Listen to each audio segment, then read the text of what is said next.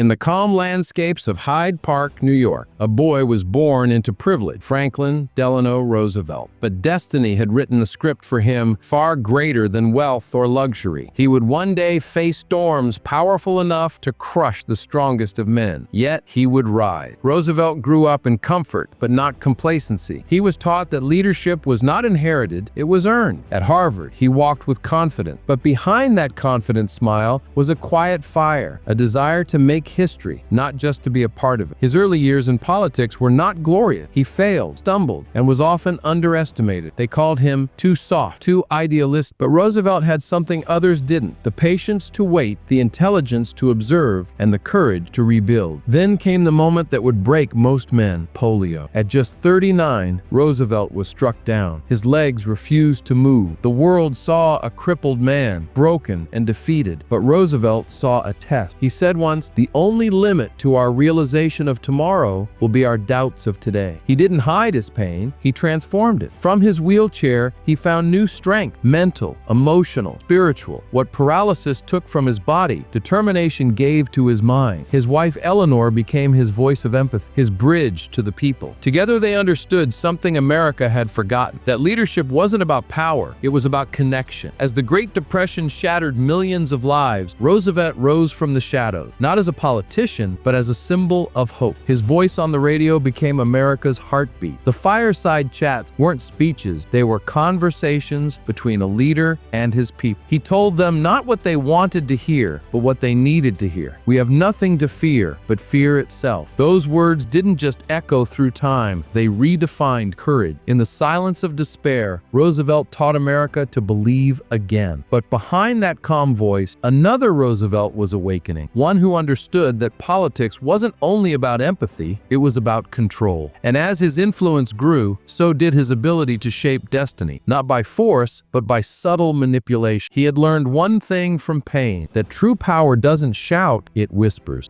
When Franklin D. Roosevelt entered the White House in 1933, America was already on its knees. The Great Depression had broken businesses, homes, and hearts. But what no one saw was the political game that began that very day: a game of power, persuasion, and psychological control. FDR didn't just want to fix the economy. He wanted to redefine what it meant to lead a democracy. And here's the truth most people don't know: Roosevelt's New Deal wasn't just an economic plan, it was a political reset button. He created programs that gave the government direct control over jobs, industries, and even communication. To the public, it was hope, but to Roosevelt, it was strategy. He understood something that few leaders dared to admit: that fear could be transformed into loyalty if you spoke to the people's hearts before their mind. He used radio not just as a tool, but as a weapon.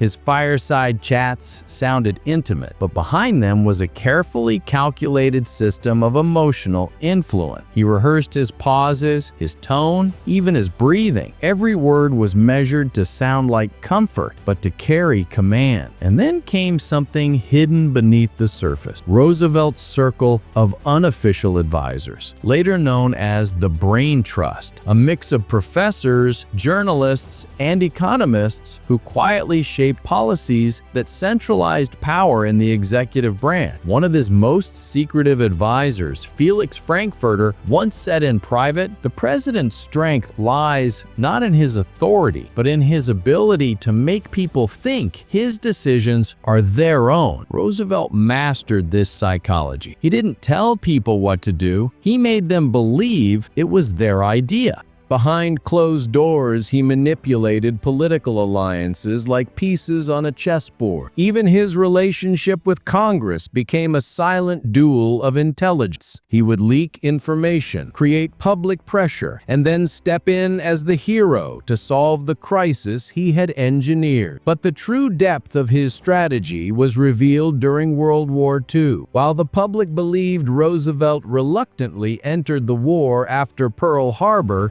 evidence later suggested he had anticipated it and perhaps, in part, allowed it. In declassified memos decades later, historians found communications showing Roosevelt's intelligence agencies had early warnings of Japanese activity. He chose silence, a silence that forced America's hand and united the people under his banner. That's not conspiracy, that's calculated destiny. He knew America needed a common enemy to rise again, and so through tragedy, he forged unity. But this unity came at a cost. Civil liberties were quietly restricted. Japanese Americans were placed in camp. The press was selectively fed information. Roosevelt justified it all in the name of national security. He had discovered the paradox of leadership, that to protect democracy, sometimes you must control it. It's a truth that makes history uncomfortable. The idea that one of the most beloved leaders also built one of the most powerful surveillance and propaganda networks in early American history. He worked with Hollywood studios to shape public opinion, instructing them on how to depict the war, how to portray courage, and who to call the enemy. While Americans saw hope, Roosevelt saw the blueprint for a new kind of governance, one where emotional influence ruled stronger than laws. And yet, despite all this, his people adored him. Why? Because he never appeared as a dictator. He appeared as a friend. He smiled when he needed to. He limped with dignity. He spoke like a father, but planned like a general. His greatest secret weapon was not his power, it was his image. He controlled his photographs, never allowing the press to capture his wheelchair. He wanted America to see strength, not struggle. And so he became the illusion of invincibility, a man who could not walk, yet led a nation to stand tall.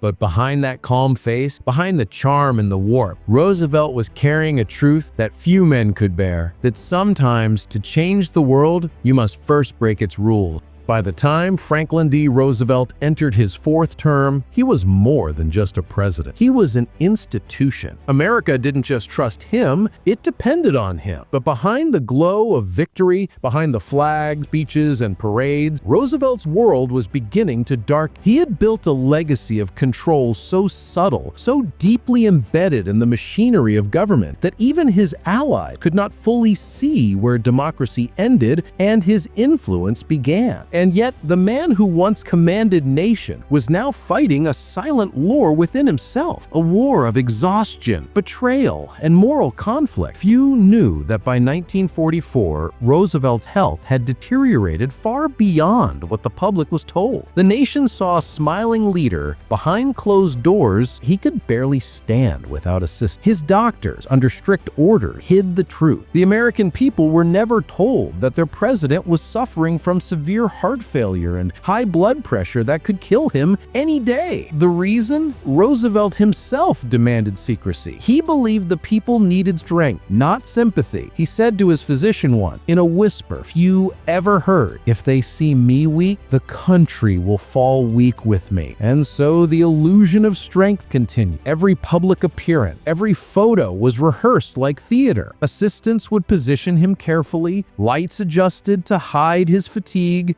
Behind every radiant smile, there was pain. But pain wasn't the only secret he was carrying. As World War II neared its end, Roosevelt began shaping something that would outlive him, a covert political structure hidden inside the government. Most Americans believe that the Central Intelligence Agency was founded in 1947 after his death, but what they don't know is that its foundation was quietly laid by Roosevelt himself through a network known then as the Office of Strategic Services, OSS. He didn't want just a wartime intelligence agent. He wanted a system that could shape world politics long after him, controlling information, economies, and global alliances through influence, not invasion. He once told one of his closest aides, William Donovan, "Wars will no longer be won by armies, but by those who control what people believe." It was here that the seeds of America's modern intelligence empire were planted, not by generals, but by a president who saw information as the new battlefield, the betrayal within. But Roosevelt's greatest downfall did not come from his enemies. It came from those closest to him. As his health worsened, his circle of trust began to fracture. There were whispers that some within his administration, backed by powerful industrial interests, were quietly preparing for the post-Roosevelt era. Historians later uncovered correspondences between Vice President Truman's allies and business magnates suggesting plans to dismantle parts of the New Deal and distance America from Roosevelt's vision once he was gone. He had become too powerful, too independent, too unpredictable for those who preferred politics over people. The same men who had once praised him now plotted his political burial. In his final month, Roosevelt often sat by his desk late at night, staring at letters, intelligence reports, and photographs from the war front. His eyes tired, but his mind restless. He knew something was slipping away, not just his health, but his control.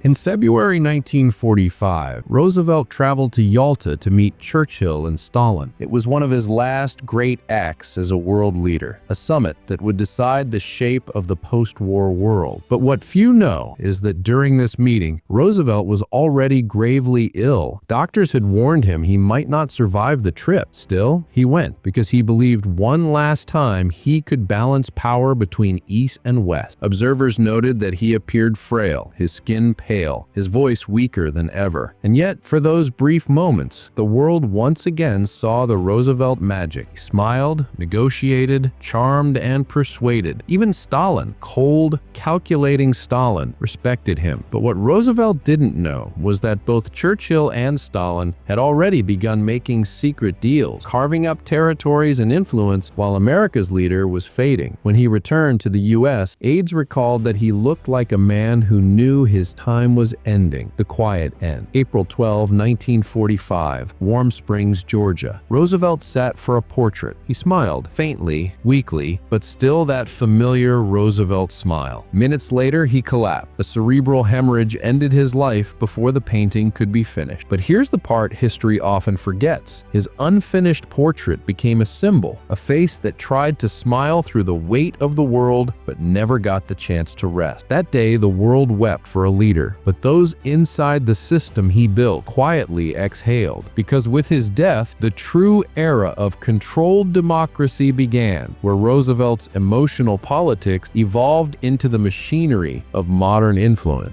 Roosevelt's story is not just about courage or leadership. It's about the thin line between guiding people and controlling them. He gave hope to millions, rebuilt a nation, and won a world war. But he also taught the world's future leaders how to use emotion as power, how to lead heart before mind. And that lesson changed history forever. Franklin D. Roosevelt once said, "In politics, nothing happens by accident. If it happens, you can bet it was planned that way." Perhaps that was his final truth, that the freedom he fought for was born from control, and the control he mastered was built on the illusion of freedom. In the end, Roosevelt didn't just change America's destiny, he rewrote the meaning of leadership itself. He proved that even when a man can't stand, his ideas can move the world.